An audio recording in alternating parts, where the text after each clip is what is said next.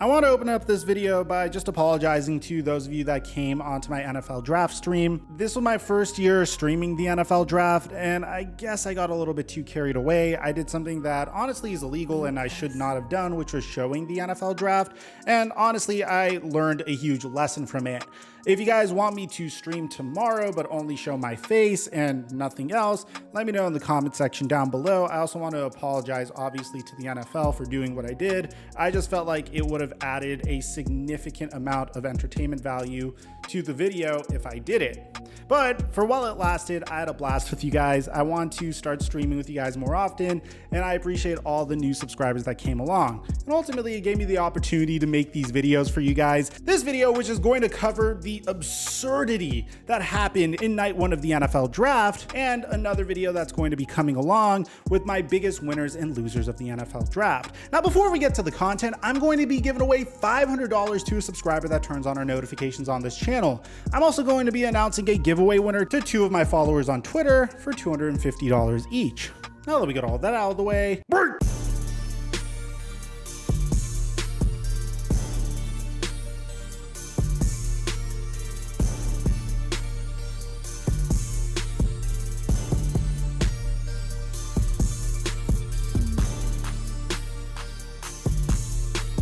leading up to the NFL draft, there were 3 wide receivers that were rumored to be traded at some point. The most likely one was supposed to be Deebo Samuel, who was rumored to be in the mix to be traded for the 10th overall pick. So apparently what happened here, according to Ben Albright, is Deebo Samuel was offered by the San Francisco 49ers for the number 10th overall pick. And what the New York Jets opted to do instead was reject that trade from the San Francisco 49ers and select Garrett Wilson instead, which, with all due respect, I think was the right decision. I mean, when you're a team that is currently rebuilding like the New York Jets, you don't want to go ahead and trade a top 10 pick, which you were going to spend on a wide receiver, for a wide receiver that wants to get paid big money.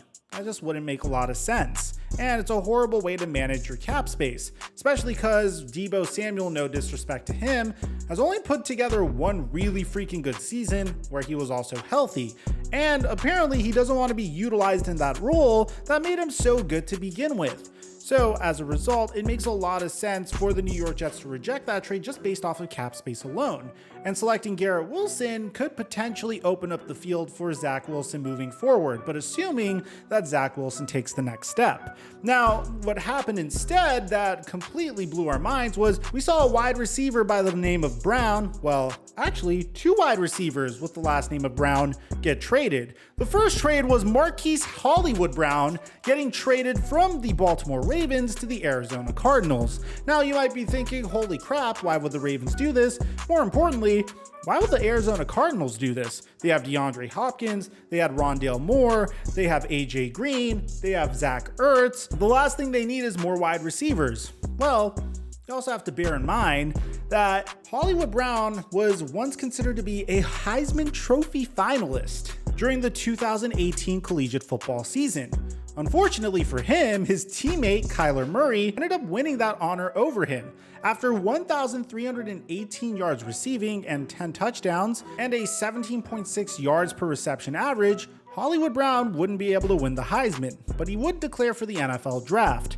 In that NFL draft, he would see Kyler Murray get selected with the number 1 overall pick, while he would get selected with the 25th overall pick. Now the Arizona Cardinals traded for Hollywood Brown, reuniting him with his star QB of the past. Now you might be wondering what's the big deal about this? Well, if you remember a few years ago, Kyler Murray was really pushing for the Arizona Cardinals to draft CeeDee Lamb, but ultimately the Arizona Cardinals didn't draft CeeDee Lamb, they drafted Isaiah Simmons. So I can imagine that this is something that really irked Kyler Murray. And by doing this, they essentially reunite Kyler Murray with one of his favorite targets from college, a player that could really make him feel more comfortable if DeAndre Hopkins and Zach Ertz and AJ Green and Rondale Moore weren't already making you feel comfortable. And for that, he's a winner. But at the same time, he's a bit of a loser because at the same time, Kyler Murray really needs help on the offensive line. He has more than enough wide receivers at this point. He just needs to stop running for his life in the pocket. And I'm assuming that's why he's pushing so hard to get himself a contract extension, because the guy looks like he is running for his life out there. Now, that wasn't the only guy who had the last name of Brown that got traded today. One of the biggest storylines of the NFL draft and one of the biggest winners of this year's NFL draft is the fact that the Philadelphia Eagles traded up to the number 13th pick to select Jordan Davis, a man that could complement Fletcher Cox. But in addition to this, there was a lot of questions about what their future was going to look like. One, in the quarterback position, but two, whether or not they were going to do anything to get Jalen Hurts some additional help. And they did do that, but they didn't do it in the way that we all thought. Because one of the biggest storylines of today was the fact that the Philadelphia Eagles traded for A.J. Brown. Yes, ladies and gentlemen, the Tennessee Titans traded wide receiver A.J. Brown to the Eagles in exchange for Philadelphia's 18th overall pick and another third-round pick, per sources. Now, you might be wondering, why on earth would the Tennessee Titans do this? Well, on one hand, you have to understand, A.J. Brown was due for a huge payday. I mean, it is absolutely insane how much this man was supposed to get paid, and we ultimately saw it based off of how much he did get paid. 4 years, $100 million, with $57 million guaranteed. Now, Tennessee Titans fans might be very upset about this because both Julio Jones got cut and A.J. Brown got traded to the Eagles, whereas Eagles fans might be a little annoyed at the fact that, hey, this may have been an overpay. Because according to the Fitzgerald-Spielberger chart, which pretty much indicates how valuable a draft pick is, the Philadelphia Eagles giving up an 18th pick and a 101 pick is saying that A.J. Brown is essentially worth the 5th overall pick in the NFL draft. Meanwhile, the Cardinals are pretty much saying that Hollywood Brown is worth the 86th overall pick per the same chart. At the end of the day, the Tennessee Titans and the Baltimore Ravens were in a similar situation. They didn't want to pay both of those players the amount that they would be seeking in the future. So at the very minimum, you're getting something in return. And in the Tennessee Titans case, they were able to get themselves an 18th pick, which was used on Treylon Burks to replace A.J. Brown, and the 101st pick, and they don't have to pay Treylon Burks nearly as much. Now, whether this blows up in their face or this becomes Stephon Diggs being traded by the Minnesota Vikings so the Minnesota Vikings could select Justin Jefferson Part 2 remains to be seen.